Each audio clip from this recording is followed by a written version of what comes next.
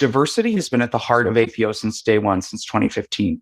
A majority of our artists from day one, all our guest artists have been people of color. And that's been something we've been committed to for many, many years from its inception, because again, I believe all people need to have that voice and all people need to feel seen and represented from a stage. Have you ever noticed that some of the best ideas come from unexpected places? Your next breakthrough may come from a leader facing similar challenges, but in a completely different sector. Welcome to Chief Influencer. I'm your host, Anthony Shop. Join us as we explore how today's successful leaders inspire, influence, and connect with others. Chief Influencer is a production of Social Driver and the Communications Board, who have teamed up to spotlight how great leaders and communicators are making their impact in the world. This episode is brought to you by the George Washington University's College of Professional Studies. With in-person and online programs, ranging from master's degrees in public relations strategy to certificate programs in digital communications, GW offers more than just the credentials to help working professionals get ahead. It prepares them to be leaders in their field. As a proud GW graduate myself, I can attest that faculty members combine academic rigor with real-world lessons that can't always be found in textbooks. Check out cps.gwu.edu for more information. Welcome to Chief Influencer. I'm your host, Anthony Shop, and I am so excited to be here today with my friend Luke Frazier. Luke is someone I've long admired for his creativity and the innovative strategies that he uses to break down barriers between musicians and audiences. A conductor, music director, and pianist, Luke founded the American Pops Orchestra in 2015 to present diverse and engaging programming that brings communities together through the joy of music. With over 60 million viewers, wow, Luke, that's incredible. APO has been featured in more than 16 national broadcasts on PBS, including my personal favorite, the incredible Wicked in Concert. Luke is committed to creating opportunities for the next generation of music makers and lovers. Through touring live shows to underserved schools, launching a partnership with Children's National Hospital, which brings free live children's programming to the youth patients under their care.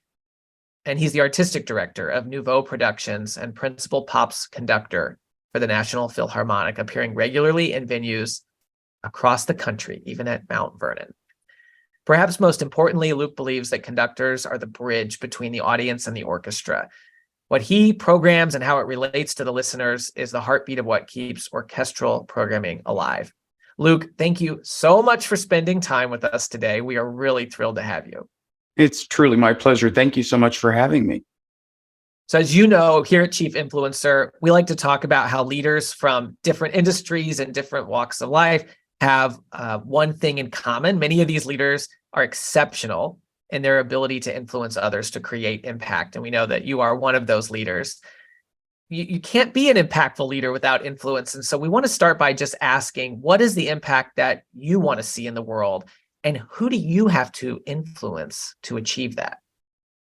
Well, I think in my particular area of interest and expertise, it's that we let everyone in the world know that all kinds of music are valuable, all kinds of music are important, and that musicians and audience members, there should be no wall between them. So for me, it's that focus on highlighting and honoring all kinds of music from all different cultures and backgrounds in the world, and making sure that everyone feels that they have a place in making and appreciating that music. When you think about the most important people to reach, who are you trying to influence? What makes APO different from perhaps another orchestra? Well, I often find that when I talk to those in the field of orchestral music, which is a rather small field compared to many industries in the world, but it's that kind of attitude of preaching to the choir and marketing to the choir and connecting with the choir and kind of doubling down on how do we reach those that are already interested in orchestral music. And for me, I throw all of that out and say, chances are those that are interested in orchestral music will find us, and we have that community, and I love that community, obviously. But I'm much more concerned with those that have been turned off by orchestra. Maybe they think it's stuffy or formal or expensive. And so for me, I want to do everything I can to reach that community. And that's how I've made my entire focus with this group, and actually in all the work I do. The energy comes through. I've been to your live performances, And you have a knack for bringing people together and music together with ideas in a way that you wouldn't necessarily think of, most of us, but that really works. Can you talk about that approach to what you do and how that road has taken you to PBS? Well, I find that so often in concerts, it's predictable, it's formulaic, and usually it relies on one or two big stars to carry a show. It's not really about the experience, it's not about a bigger picture. And for me, from the very beginning, I wanted to focus on diversity of all kinds: gender, race, styles, backgrounds, lived experience, and make sure that all of those kinds of artists are up on stage interpreting and sharing all kinds of music, whether it be popular or classical. So what I love is in my lineup of artists, for instance, for an Aretha Franklin show, there may be some people that are very predictable and who you'd think, but then there are others completely outside of that field. And I love that because what it does is it shows how timeless some music is and how it crosses all boundaries. And more importantly, how we can use that music to cross all boundaries amongst ourselves in and outside of the concert hall.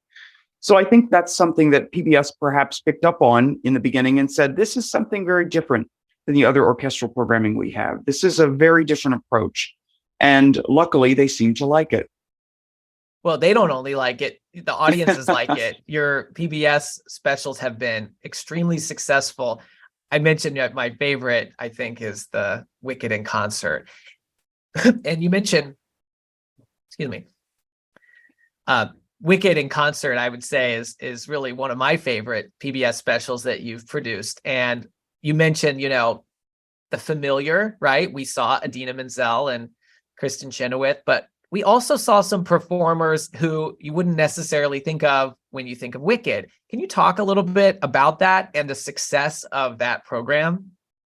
Well, I'll tell you one piece in particular that I think most audiences were shocked by, but in the end delighted by. The song Popular from the musical Wicked is one of the most popular songs out there. And to be honest, I've performed it many, many times. I've played it many, many times. And in fact, when I was in school, I had so many singer friends want to sing that song and beg me to play the accompaniment for them. And when I was coming up with the casting for the show alongside Stephen Schwartz, I was thinking about how many pianists out there in the country and in the world have played this piece for some singer. How many have interpreted it at a keyboard, at a grand piano, at an upright, in their church, in their basement, in their school? This piece has actually become so well known via that, and so many kids and young singers wanting to sing it. So I thought, what if we actually make the accompaniment not orchestral, and we make it four pianists at four pianos doing a crazy big piano fantasy with Alex Newell singing that piece? And it just took it to a different place. And I can't help but think that a lot of people watching it thought about the many times they played it or heard someone sing it at a cabaret or a school audition. Again, it's all to that point of breaking down the barriers. So it's not just musical theater fans or not just performers.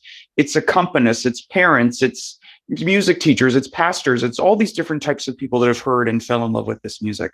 So that's how I approached every bit of, or Jennifer Nettles, for instance, singing the music of Wicked. You typically don't think of Wicked as a country show, but I can tell you what, Jennifer Nettles' interpretation in the show was one of my absolute favorites.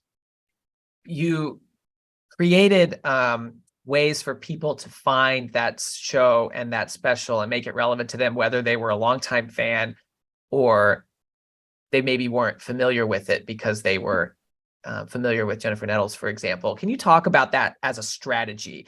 I think you call it the multiple points of entry, I've heard you say. Exactly. Again, that's been part of my mission from day one with this orchestra. And to be honest, part of my mission with any organization I work with is ensuring we have many points of entry. And again, it's making sure that the performers on stage look like the community we're serving. It's making sure that the ticket prices are reasonable to the community we're serving. It's making sure that every bit of that experience touches on those that have the means and the long-time relationship with orchestras, and those that are scared and don't have the means to be a part of most orchestras. And so for me, I do that with casting, I do that with pricing, and I do that with extensive research. That really hits home for me because when I think about our community for Chief Influencer, we have leaders and communicators from different industries, and they may not think, that the arts is where they're going to get their next big idea. But this concept of many points of entry and not necessarily following the traditional playbook, but coming up with a new approach, I think that that is so powerful, and there's so much that many of us can take from that. And I'd love for you to dive in a little bit more, even about how you model your pricing structure at the American Pops Orchestra, very differently from how other typical orchestras have approached that for decades. Well, first off, I think all too commonly, most people associate going to an orchestral performance as an expensive venture. And of course, there are kind of programs out there, gimmicks, for lack of a better word, of getting people in the doors and, a rush ticket or a last minute this or, something like that. The other thing that I find troubling is that frequently, if community tickets are provided for audience members, usually those are in the back, the far back of the hall, not anywhere near the prime, most close to the action part of the concert experience. And also young people coming up with ticket prices. And by the way, not just college students, but people under 35. In our world, in our economy, it's tricky. Many people have college loans. Many people have first car payments or mortgages, or, you stack up the list of expenses they have. And when you're thinking about your audience member and you're saying, okay, you're making the choice whether you're going to stay home and pay your very inexpensive monthly streaming service, or I'm going to ask you to get in public transportation or your car, find your way to where I'm performing, then pay for parking or pay for that transportation, find a meal that's usually inconvenient, and then pay a lot of money to see a show, maybe with a group they've never heard before, and you're wanting them to get to take that risk. That is a lot of hoops to jump through. And so as I work to create pricing, I try to model my pricing on many points of entry, and also modeling it similar to streaming services. How can we make it a comparable experience to something they may get on a streaming service, or a one-time fee to go to a major concert with a pop act or something else in town, an athletic event? I think about all of this pricing when I think about my pricing. The other thing I will tell you is, when I started this group, I did extensive research on the market and the area, and I pulled pricing from all sorts of arts organizations, not just orchestras. And I said, are those groups getting the audiences they want? And is their pricing commensurate with their desire to bring in new and diverse audiences? And that's something I think about every time when I'm creating an experience. It's so fascinating to hear you talk about how you compare yourself not just to other orchestras or arts organizations, but to sports and to streaming. And I think that, there are a lot of folks who are probably just looking at their industry and they're not even thinking outside the box. Talk a little bit more about that. And I'm also curious where you've gotten inspiration from other organizations or other leaders that have helped you to develop what works for APO. And by the way, APO, it's among many metrics extremely successful. I'd love for you to talk a little bit about how you measure success, and tell everybody, don't be humble here, because you're really doing an incredible job as running an organization and reaching audiences. So maybe talk a little bit about that first, and then I'd love to hear more about where you get that inspiration that helps you achieve that success. Well, I think a great thing to think about is, if we compare the trajectory of orchestras since the time Netflix came on the scene, and of course there's Hulu and Peacock and every other streaming service, but for sake of expediency, let's focus on Netflix. And think about the days when we used to order DVDs to our house, and you'd go to a machine, and that was the big thing. Well, imagine if Netflix executives had doubled down and said, we're going to compare ourselves to every other DVD rental service, and we're going to become the best DVD rental service, and we're going to just hang in there. Well, they, of course, didn't do that. They went to streaming online, and then they said, oh, no one's going to want to watch something on their telephone or a tablet. Well, surprise, how many of us are watching something on our phone or tablet when we're commuting or traveling or whatever? So all of these things have happened in such a short amount of time. I remember getting Netflix DVDs when I was in college, which I'm not that ancient. So you think about that amount of time compared to now, and how far that service has evolved, which is an entertainment service. And you think about, has the orchestral community adapted as much in that amount of time? And the answer is clearly no. And by the way, would you say, and again, the data is there, the audience has not grown nearly commensurate as much as streaming versus orchestral music. And of course, there are many factors that change all of that, and marketing dollars and et cetera, et cetera, et cetera. But for me, even though all those things are not direct comparables, it's still a valuable lesson. It's still teaching me that the community out there wants art to be much more accessible at a lower price point and much more diverse in every way, quicker access to a broader variety of the art. And so for me, as we looked at success and what success means, I actually, instead of just having a few large orchestral concerts in the beginning of APO, I actually broke the group down into smaller groups for many performances so we could be in the community many, many more times and with many different types of music rather than hold out and say, well, the only kind of orchestral performance is if I have 80 players on the stage, which I firmly disagree with. So there's that. And then, of course, you have to look at has our audience grown and has our donor base grown? And have we balanced our budget? And to all of those things, yes, we are a full professional orchestra that has managed to balance our budget with no debt in the bank, no line of credit. We also have balanced our budget with no federal or district funding, surprisingly. And not that we don't want that funding, we'd be delighted to receive that funding. But we actually have great commitment from our audience and our donors to giving at all types of levels. And so we have a very broad, diverse donor base that grows by the week. And we've managed to keep increasing our budget in a time when many of us listening to this or watching this have seen so many headlines about orchestras cutting their seasons or cutting their staff. And that has never been the case for us in the 8 years of existence. Congratulations. I think it's incredible to hear that story, particularly when we all hear this narrative of the arts are struggling so much. To see a model that is so successful and sustainable, I think gives us a lot of hope.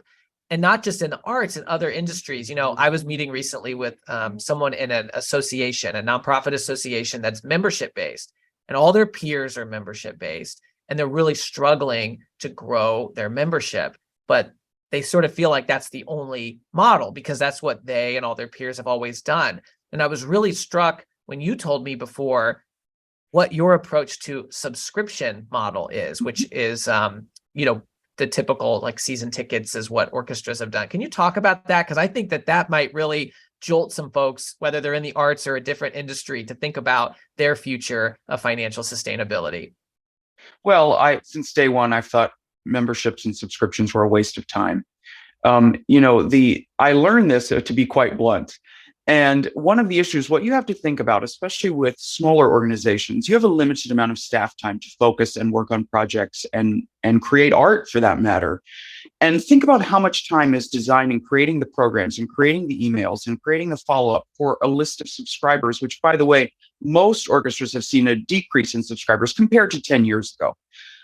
The other thing I like to think about when I approach this or talk to folks about this is I happen to be very good friends with the head of one of the television and streaming networks.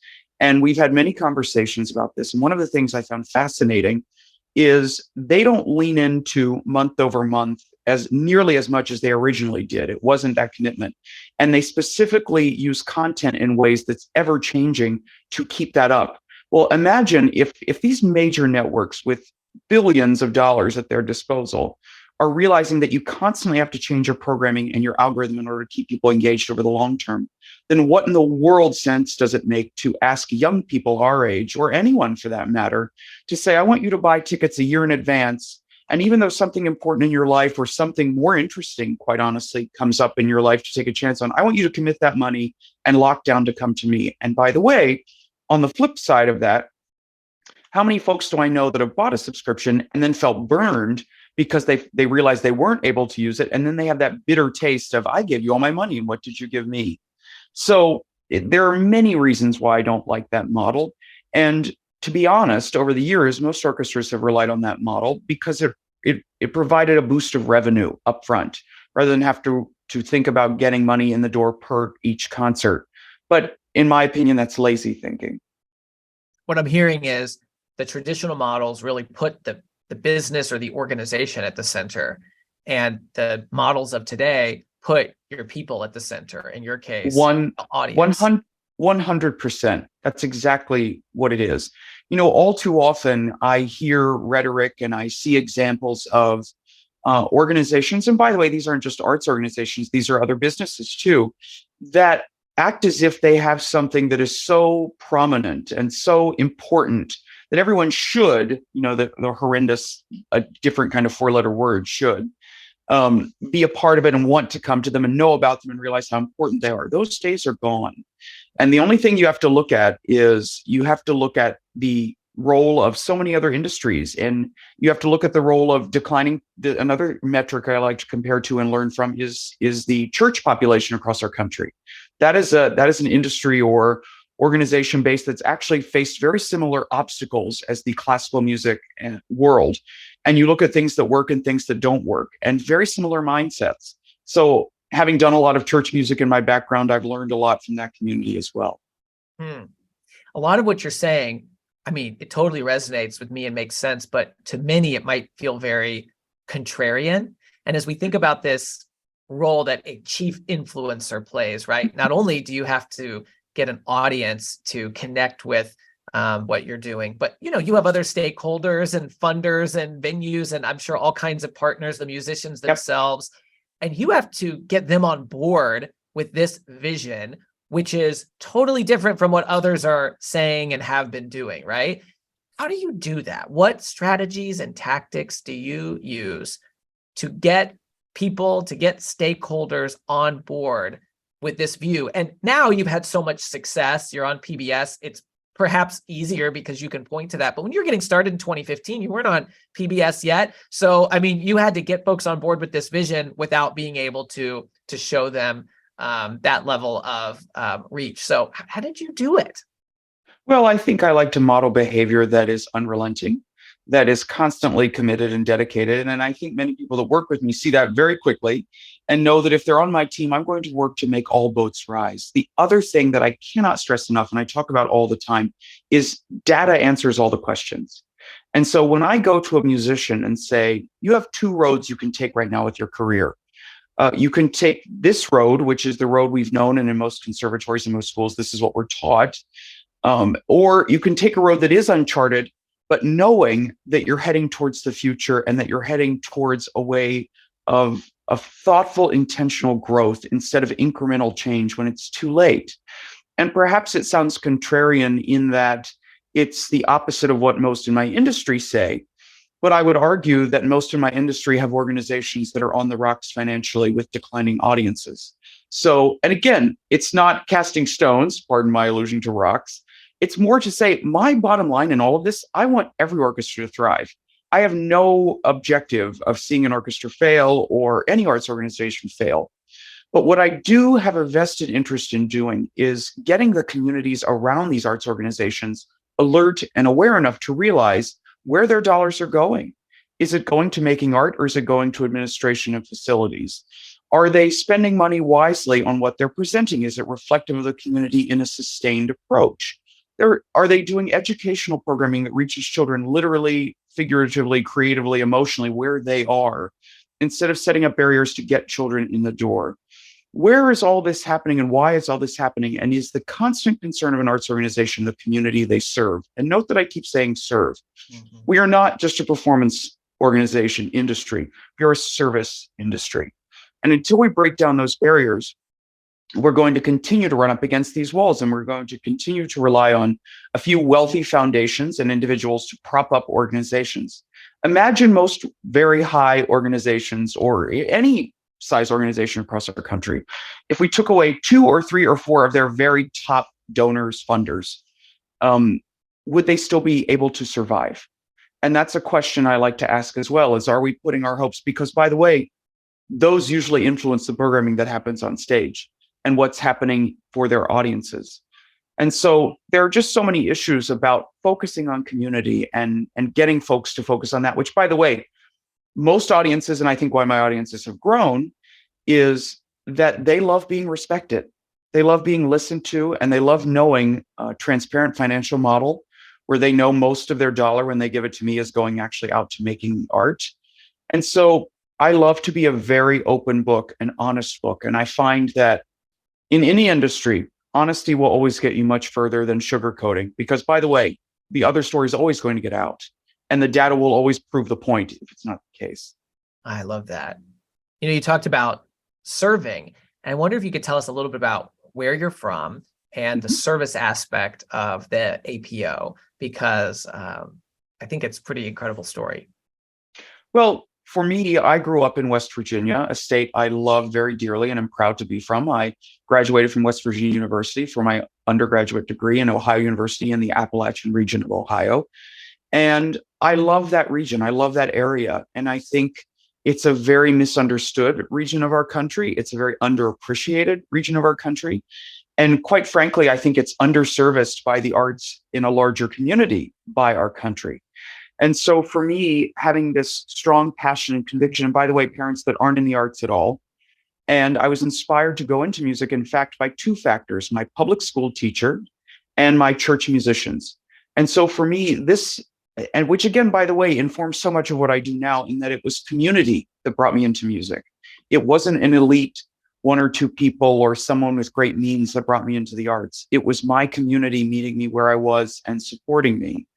And so part of my conviction in the work I do all over the country is making sure that we create as many points of access for children, no matter where they're from, no matter their background, their income, their parents, their grandparents, their family. And so we spend 3 weeks a year touring live and virtually, primarily focused in Appalachia. And by the way, that's a very large region for listeners and viewers if you want to check it out and learn more. And we also then go one step further and try to focus on areas with an income of, for a family of four, of under $35,000. And we take the programming to the schools free of charge. We also will pay for busing if schools need it. We want to, again, take away every barrier there is to students learning about and enjoying music. That's great. That's amazing.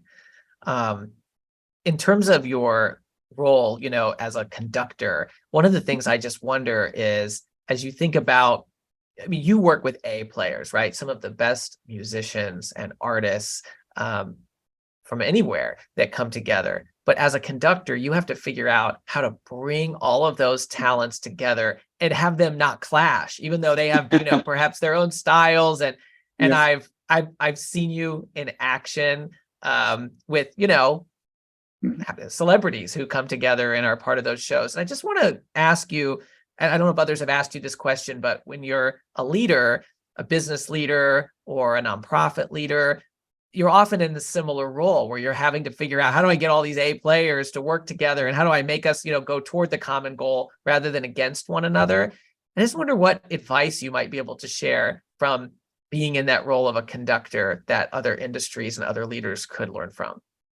Well, for me, it's really about one thing: a firm conviction and vision for the organization and what's going to be happening and why it's happening. Whether that be how we're going to strategize our children's programming, or how that's going to be how I'm going to interpret a piece of music. I think most people in this world love to rally around someone that has a belief and a firm belief in what they're doing, and so much research and study and passion behind that. So it's not just a willy-nilly decision maker, it's a very firm decision maker. And my entire life, as it may be coming across, as I've been that kind of person.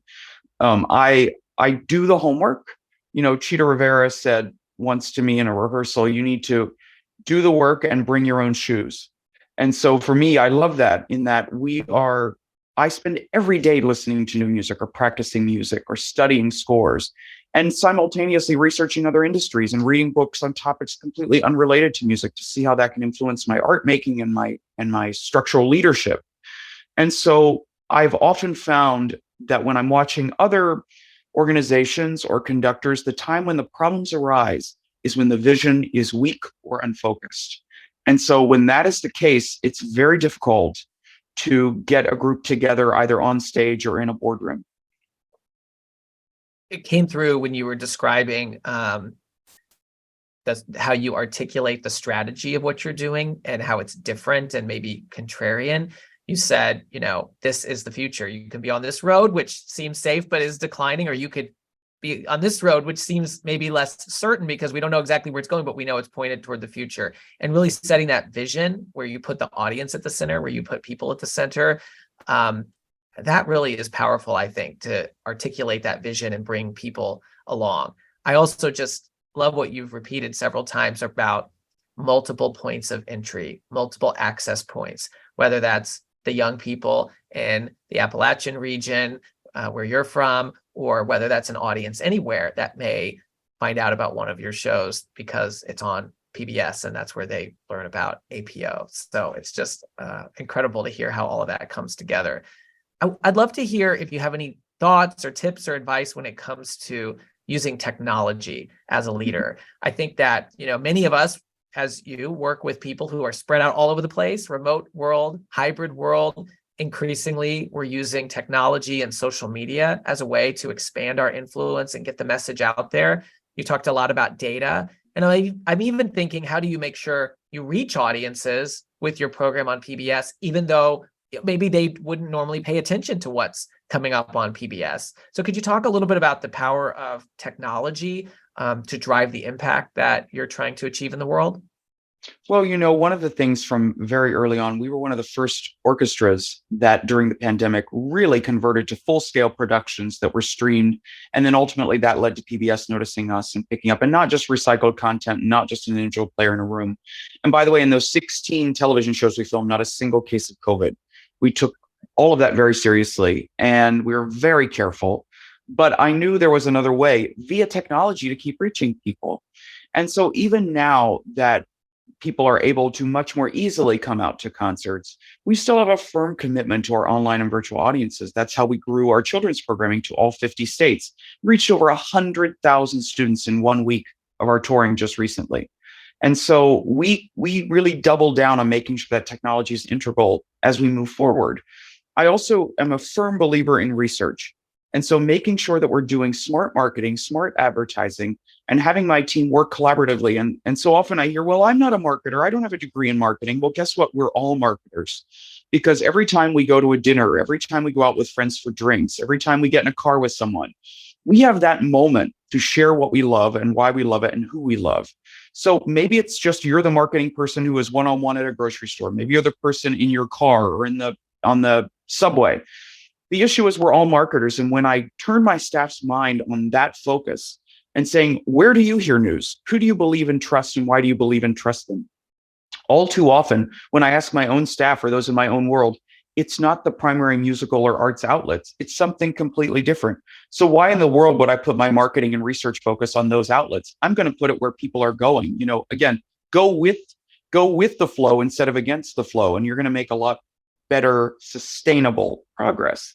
So, and again, making sure that the marketing is aimed at that community. And then, by the way, making sure that the marketing reflects actually what's happening on stage, which means that what's happening on stage has to change too. So again, not changing to water anything down, not changing a messaging to water it down. It's just realizing that our world and our community is in a different place. And why not do the research to see where people are going, what they are spending money on, who they do listen to, and really lean into that. And then, by the way, it just starts rippling from there. And, I don't need to ask you to give away all your secrets, but I know you have really developed some advertising strategies as a way to make sure you reach the right audience when something is on PBS and using that data that you alluded to. Can you are you comfortable talking about that a little bit? Of course. Well, all I would say is this. So often when we go into marketing, we think about our email list that we have, and we're going to double down and then maybe do a mirror audience of that. Well, I just want everyone to think about who else may be related to your industry, even in a peripheral way, and how can you reach them through the public domain and do the research to get to them more quickly, more easily, and be in front of them more easily, more logistically. And it's not a passive approach. It's an extremely active approach. So I'll give that. So I'm constantly collecting. I'm constantly thinking of who might have a vested interest. Also, if a concert I'm doing has a particular theme, months in advance, I will spend a lot of time researching contacts in those communities outside of the orchestral world, like non-musical related at all, but maybe related to a component of the show or an actor or singer in the show, and develop a very firm communications list and path to reach them in a sustained way leading up to a program. It's a tremendous amount of research and data. And I think all too often, a lot of organizations will hire one person in marketing and it's their job to do it. And if they don't figure it out, like the tickets didn't sell well and what a shame. And maybe we should hire a second person to come in and do that, instead of realizing that it takes so many people in so many levels in so many different ways. And then the biggest thing I've learned in marketing, which again, perhaps bucks the trend of many people, develop your marketing plan. And if it's not working, throw it out and build another one. All too often, I see people double down on a marketing plan that isn't reaching people, or, well, we developed this and budgeted for this, but we're just not seeing the revenue or the audience.